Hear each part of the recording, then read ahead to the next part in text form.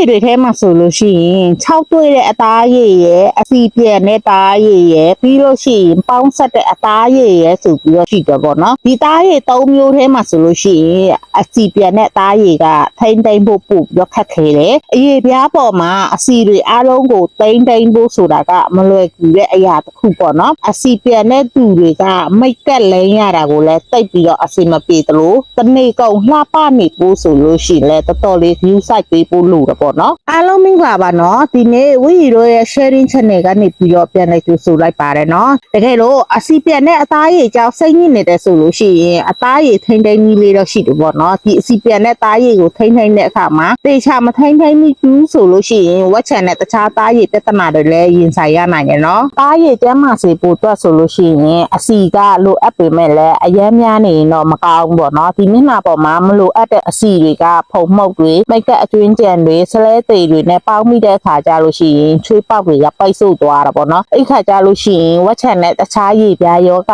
ပြဿနာတွေလည်းဖြစ်လာတာပေါ့ဒါကြောင့်မို့လို့မျက်နှာပေါ်ကအစီတွေကတေချာတက်ရှင်းဖေရှားပေးဖို့လိုတယ်ဒါဆိုလို့ရှိရင်ဒုတိယအစိအနေနဲ့ကတော့ပေါ့နော်မျက်နှာသစ်စေးကိုသုံးပြီးတော့မျက်နှာကိုတက်စေဖို့ပေါ့နော်ဒီလိုလောက်တာကြတော့မျက်နှာပေါ်ကအညစ်အကြေးတွေကြတော့အစီတွေရောအရာအလုံးတက်စင်ပေမဲ့ဒီပိုကောင်းတဲ့အနေနဲ့ခုကကြတော့ရေနွေးနွေးလေးနဲ့မျက်နှာကိုတက်စင်စေးကြောတာကပို့ပြီးတော့သိတော်တာပေါ့နော်အခုနောက်ပိုင်းမှာဆိုလို့ရှိရင်သားရည်အလိုက်ပေါ့နော်ဒီမက်ကတ်တွေကိုစိတ်ကြရွေးချယ်လို့ရနေရပေါ့နော်ပြီးလို့ရှိရင်အစီပြန်တဲ့သားရည်ပိုင်ရှင်တွေအတွက်ထုတ်လုပ်ထားတဲ့ဒီမတ်တွေလည်းတစ်ပတ်2ကြိမ်3ကြိမ်ထိသုံးခုပြီးလို့ရတယ်ဒါတွေမှတာလျင်အစီကိုတွေကိုတိတိကျကျရော့ကျစေလိုက်မယ်နော်နောက်တစ်ခုမှဆိုလို့ရှိရင် moisturizer သုံးမှာပေါ့နော်အသားရည်ကအစီပြန်နေဆိုပေမဲ့လည်းအဆူဓာတ်ကိုတော့ထိန်းဖို့တော့လိုပေါ့နော်အရည်ပြား6တွေ့ပြီးတော့ဒီအသားရည်ဆိုလို့ရှိရင်ပေါ့နော်ဒီအစီတွေကိုပြုလုပ်ထားတဲ့သဘာဝအဆူထိန်းခရင်တွေကိုစီပြန်တဲ့အသားရည်တွေနဲ့အရန်ကိုမှအသိတော်ဆုံးဖြစ်လိမ့်မယ်နော်နောက်တစ်ခုကကြတော့ပြားရည်ပေါ့နော်ပြားရည်က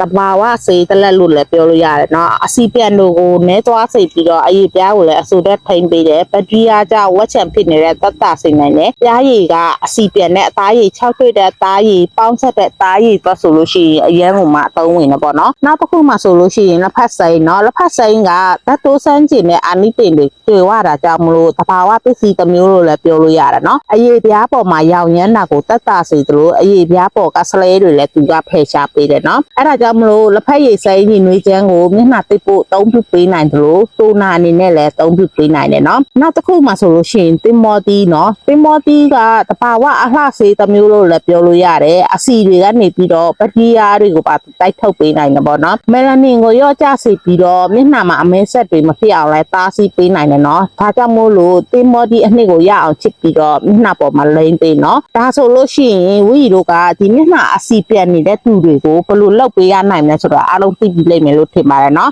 ကဲဒါဆိုလို့ရှိရင်ဝီတို့ရဲ့ sharing channel ကနေပြီးတော့ကျမရေးပူးပူးကြတွေကိုမျှဝေပေးနေတဲ့ channel ဖြစ်တဲ့အတွက်ကြောင့်မလို့ notification နဲ့ subscribe လေးနှိပ်သွားပေးဖို့မမေ့ပါနဲ့နော်